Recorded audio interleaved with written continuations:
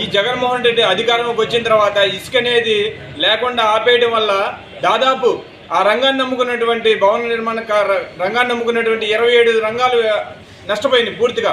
దాన్ని నమ్ముకున్న కంపెనీలు కానీ, అలాగే వృత్తి కూలీలు కానీ, దాన్ని నమ్ముకున్న కన్స్ట్రక్షన్ ఫీల్డ్లు కానీ, ఇట్లా అన్ని విధాలుగా ప్రతి ఒక్క వ్యక్తి కుటుంబం కూడా చిన్నభిన్నం అవడానికి కారణం ఈ వైఎస్ జగన్మోహన్ రెడ్డి.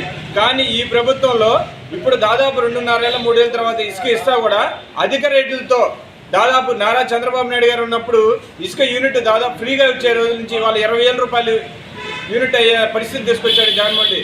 కాబట్టి ఏంటంటే ఇసుక రేట్లని తగ్గించాలి, ఉచితంగా ఇవ్వాలి, ఇల్లు కట్టుకునే వాళ్ళకి ఉచితంగా ఇవ్వాలి, కంపెనీలకి మామూలు ఇండస్ట్రీలు కూడా వాళ్ళ తక్కువ రేట్లతో ఇస్తే ఏంటంటే అన్ని రంగాలు అభివృద్ధి చెందుతాయి, ప్రతి కుటుంబం లబ్ధి చెందుతుంది. కాబట్టి జగన్మోహన్ రెడ్డి ఏంటంటే ఇసుకని విధానాన్ని పాలసీని మార్చాలి. నారా చంద్రబాబు నాయుడు గారు వస్తే ఈ ప్రభుత్వం, ఈ ప్రజలు కానీ, ఈ రాష్ట్రం కానీ బాగుపడుతుందని మా అభిప్రాయం.